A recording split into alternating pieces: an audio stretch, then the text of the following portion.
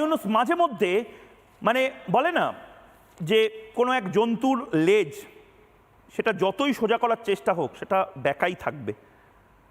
কিছু কিছু মানুষ আমাদের পাকিস্তান এবং বাংলাদেশে রয়েছে, আমি তাদের নাম করতে চাই না, আমার খারাপ লাগবে, তাদের যেন এরকম হাল।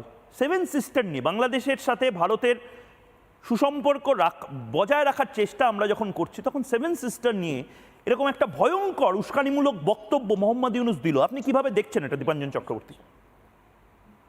দেখো, প্রথমেই আমি একটা কথা বলি, কিছু মনে করো না। সন্ধ্যার প্রাইম টাইম কোটি কোটি মানুষ দেখছে, কোথা থেকে এইসব তৃতীয় শ্রেণীর লোকজনকে বাংলাদেশ থেকে ধরে আনো, এই নারকেল কুল পার্কেল কুল।